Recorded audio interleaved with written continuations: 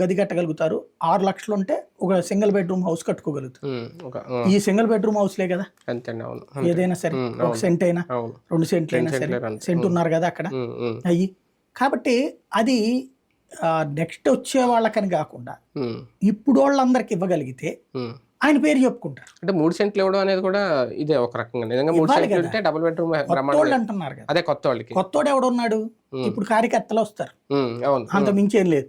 ఇంట్లో ఉన్నోళ్ళు ఇంకో రేషన్ కార్డు విడదీసుకుని వస్తారు. ఇప్పుడు నేను ఎవరో పెన్షన్లకు సంబంధించి ఒక అతను చెప్తున్నాడు పల్లెటూరు నుంచి, నాతో మనం మాట్లాడిన అతను, వాళ్ళ ఊళ్ళో ఇప్పుడు బయటపడ్డాయట జగన్ టైంలోని పెన్షన్ గేమ్స్. ఏంటదే అంటే ఒకే ఇంట్లో ఇప్పుడు వాలంటీర్ ఇంట్లోకి వెళ్ళి గుట్టుగా డబ్బులు ఇచ్చి వస్తాడు కదా, ఎవరికి తెలియదు కదా. అదేంటంటే ఆత్మగౌరవం అన్న ఉద్దేశంతో జగన్ చేసుకొచ్చిన పని. కానీ దాన్ని మిస్యూజ్ చేసుకున్న వాళ్ళు ఏం చేసుకున్నారంటే, ఒక ఇంట్లో భార్యాభర్త ఇద్దరు పిల్లలు ఉన్నారనుకోండి, ఇంట్లో 2 పోర్షన్ల కింద రాసి 2 రేషన్ కార్డులు తీసుకుని ఒక బిడ్డ ఒకళ్ళకి ఇంకో బిడ్డ ఒకళ్ళకి పెట్టి ఇద్దరు పెన్షన్లు తీసుకుంటున్నారు.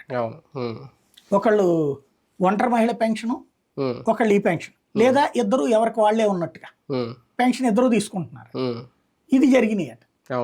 ఒక ఇలాంటి పల్లెటూళ్ళలో బోల్డ్ ఉన్నాయి. మొన్న కూడా నాకు ఎవరో ఫోన్ చేసి చెప్పారు, ఒక వెల్ఫేర్ అసిస్టెంట్ ఇంట్లో 4 పెన్షన్స్ ఉన్నాయంట. ఒకటి ఒరిజినల్, ఇప్పుడు మీరు అన్నట్టు సెపరేట్ రేషన్ కార్డులు ఇచ్చి మిగిలిన 3 ఫేక్ మొన్నటి వరకు ఇచ్చుకుంటూ వచ్చారంటే ఇప్పుడు టీడీ ప్రభుత్వం వచ్చింది దాన్ని బయటకు తీస్తున్నారు. రోడ్డు